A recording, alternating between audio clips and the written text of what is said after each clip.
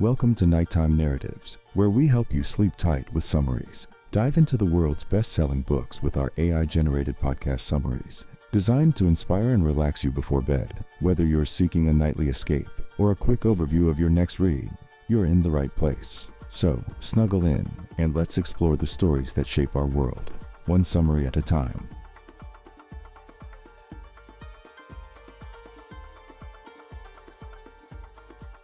All right, ready to dive in. Today, we're tackling Think and Grow Rich by Napoleon Hill. Oh, classic. But we're going deeper than the surface, really trying to unpack Hill's principles for success and wealth. A lot to unpack there. Absolutely. It's been studied for decades. And for good reason. 20 years Hill spent on this, right? Trying to crack what he called the Carnegie secret. Yeah, like a hidden formula for success, passed down from Andrew Carnegie himself. Imagine that. The steel tycoon giving you the keys to the kingdom. And the coolest part, Hill doesn't just lay it out. More like a treasure map woven through the whole book. Exactly.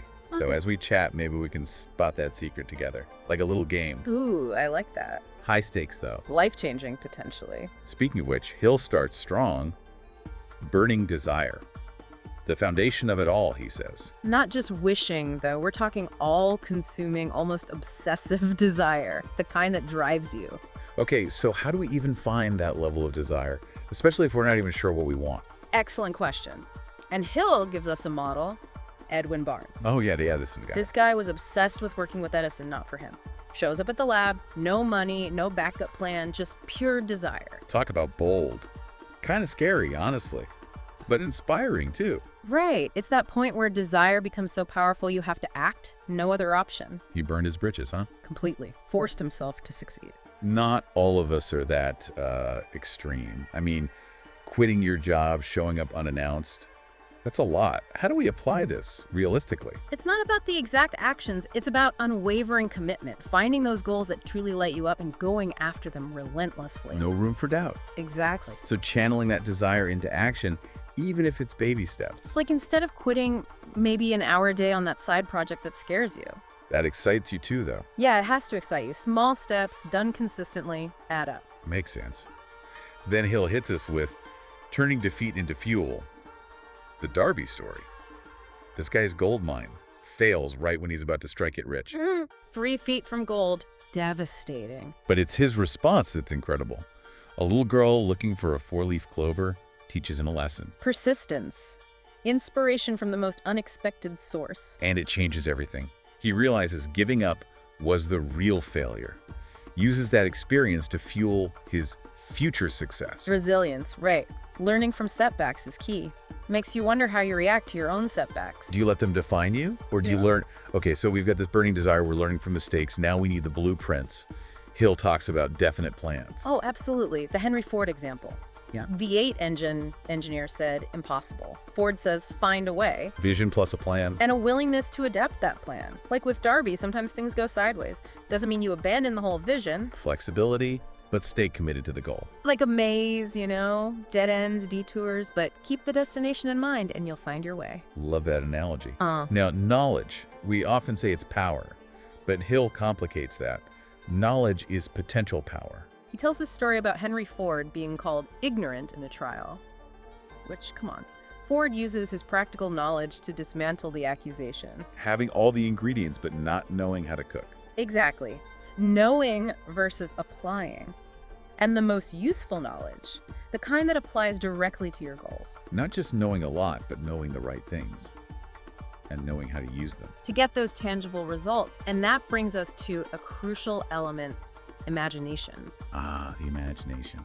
The workshop of the mind idea. Right. We think of it as frivolous, but Hill says it's the birthplace of plans, the bridge between desire and reality. Powerful stuff. And he breaks it down further. Synthetic imagination, rearranging existing concepts, essential for planning, but then there's the creative kind. Pushing boundaries. That's where true innovation comes from. Like, think of any groundbreaking invention, any artistic masterpiece.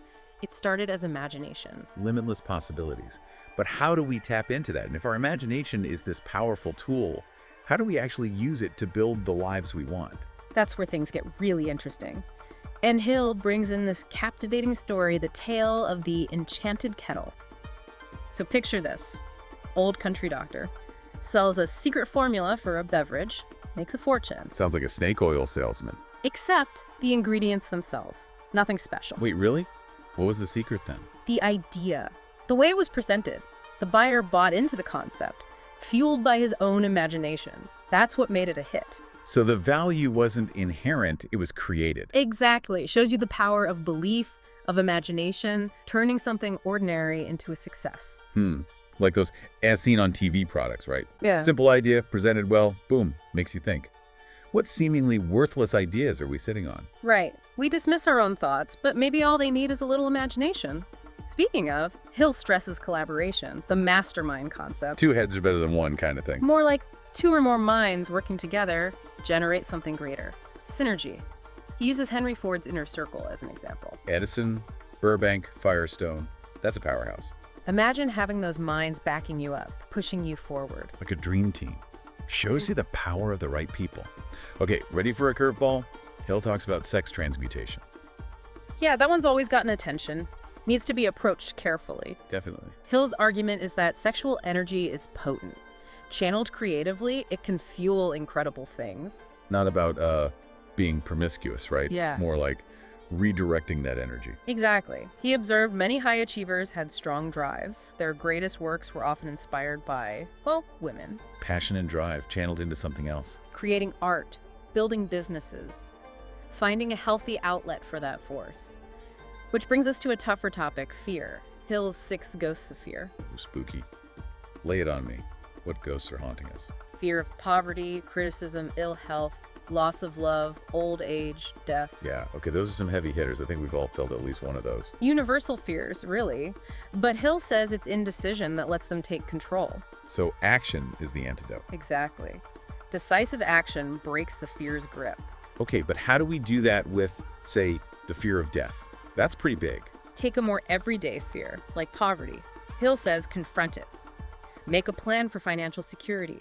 Take action instead of worrying. So specific steps, not just vague anxieties. And same with fear of criticism. Build your self-confidence. Yeah. Go after your goals, even if people judge. Because their judgment says more about them than about you. Right. Trust your gut. Pursue what you love.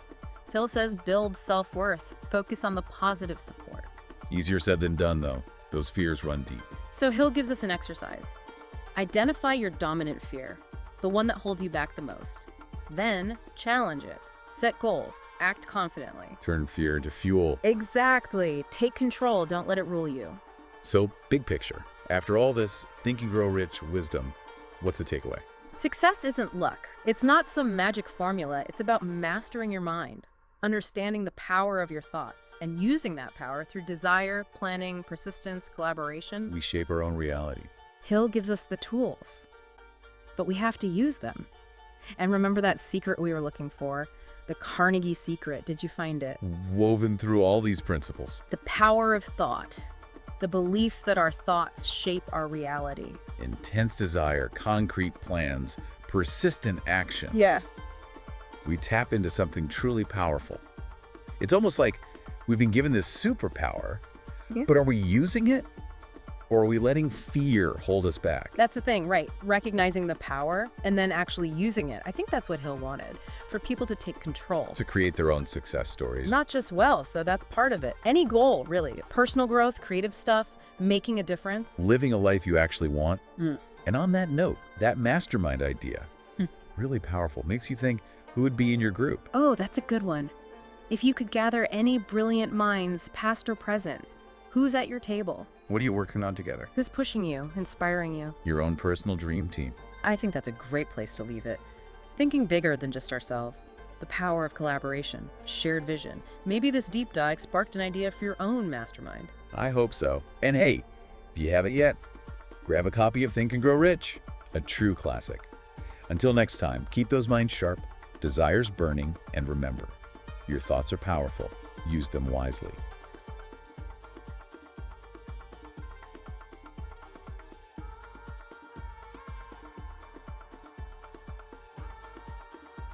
Thank you for joining us on this journey through the world of literature. If you enjoyed today's summary, don't forget to hit the like button and subscribe for more insightful content. Click the bell icon so you never miss a bedtime story, and let us know in the comments which book you'd like to hear next. Your support helps us grow and brings more stories to your nightstand. Sweet dreams, and see you in the next episode.